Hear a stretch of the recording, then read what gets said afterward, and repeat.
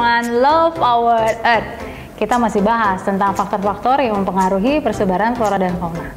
Setelah kita membahas faktor yang pertama, yaitu faktor iklim, kita lanjut sekarang ke faktor yang kedua, yaitu faktor fisiografi. Faktor fisiografi artinya adalah faktor yang dipengaruhi oleh bentuk muka bumi.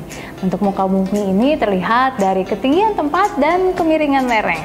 Ketinggian tempat dan kemiringan lereng mempengaruhi persebaran dan jenis flora dan fauna yang ada di permukaan bumi jadi lebih beragam. Faktor yang ketiga adalah faktor edafik.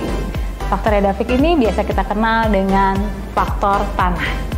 Nah, tanah di permukaan bumi ini jenis dan persebarannya tidak sama, guys.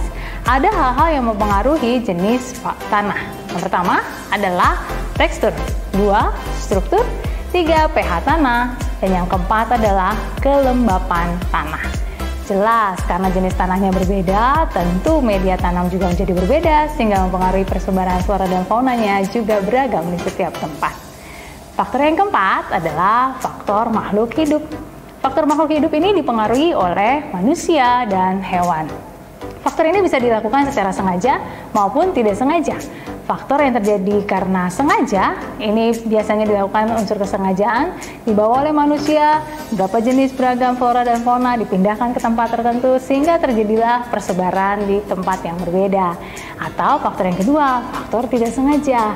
Hal ini biasanya dilakukan oleh hewan ketika mengalami migrasi dari satu tempat ke tempat yang lain. Nah guys, selesai sudah pembahasan faktor yang mempengaruhi flora dan fauna di permukaan bumi.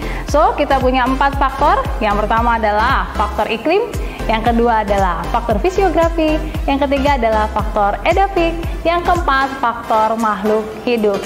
Selesai sudah pembahasan kita materi kali ini. Nanti kita ketemu lagi guys di materi-materi yang lain. Tetap di laman Love Our Earth. Bye!